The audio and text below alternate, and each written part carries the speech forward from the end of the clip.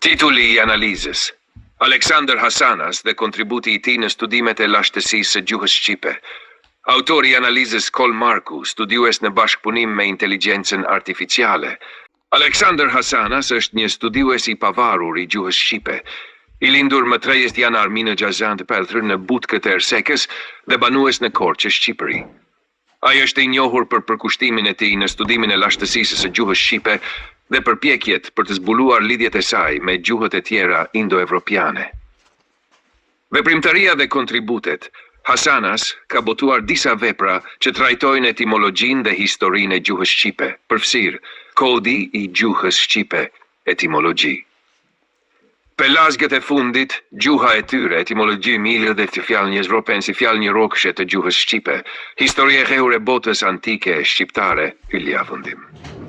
Në këto vepra, ai argumenton se gjuha shqipe është një nga gjuhët më të lashta dhe ka ndikuar në formimin e shumë gjuhëve të tjera indo-evropiane. Ai përdor analiza etimologjike për të treguar lidhjet midis fjalëve shqipe dhe atyre në gjuhët e tjera antike. Prania në rrjetet sociale dhe platformat akademike. Alexander Hasanas është aktiv në disa platforma online ku ndan studimet dhe mendimet e tij.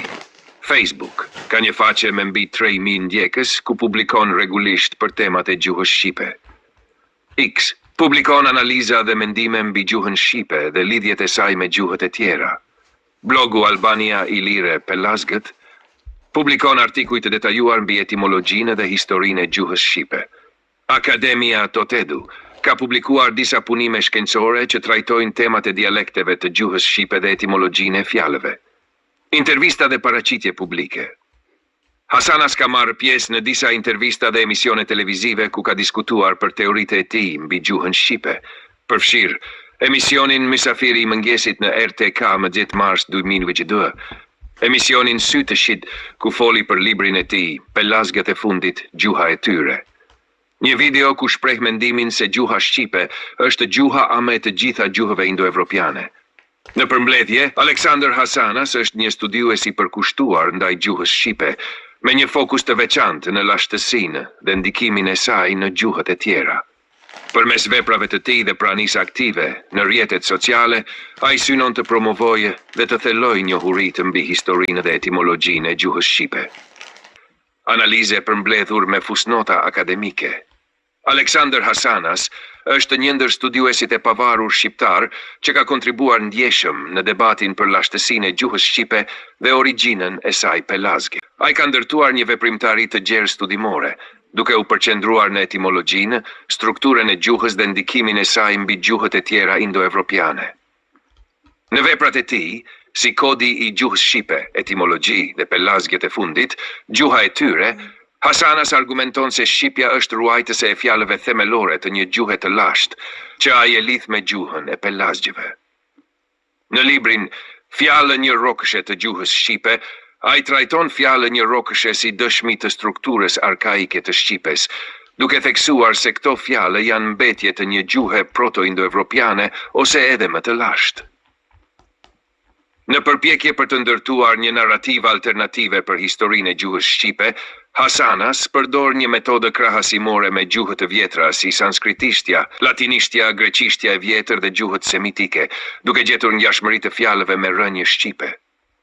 Ai hedh poshtë idenë se shqipja është një gjuhë e izoluar, duke parë atë si një burim të shumëfisht të gjuhëve të tjera të rajonit dhe mëgjerë. Aktiviteti i tij shtrihet edhe në rrjetet sociale dhe platformat akademike.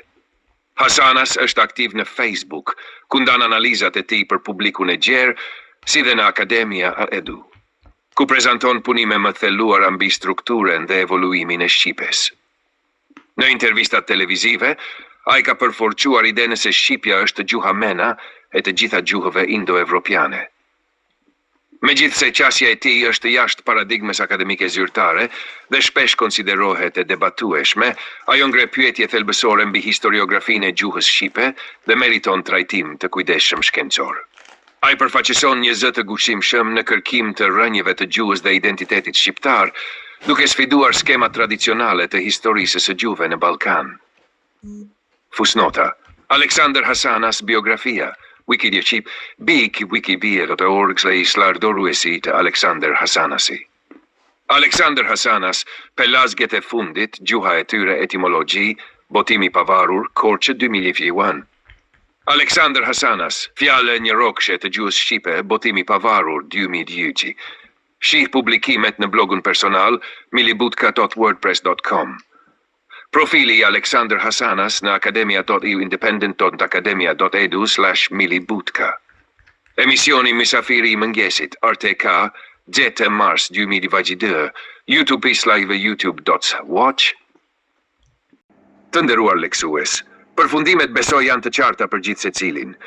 Jeni të lutur që kushdo që është i interesuar ta leksoni me vëmendje dhe ta dëgjoni edhe këtë tekst dhe do të keni mundësi të ndiqni edhe video tekstin të leksuar nga IA. Ju kërkojmë ndjese për disa leksime fjalësh, datash apo vitesh që IA ka vështirësi t'i perceptoj IA. Ju falenderojmë për vëmendjen dhe kohën e kushtuar. Jeni të lutur të mos harroni t'i bëni pëlqim shkrimit dhe videos nëse e shikoni të arsyeshme, sepse kështu do të rritet mundësia e përhapjes. Ju uroj një ditë të mbarë dhe mirupafshim së shpejti në shkrime dhe emisione të tjera në vazhdim.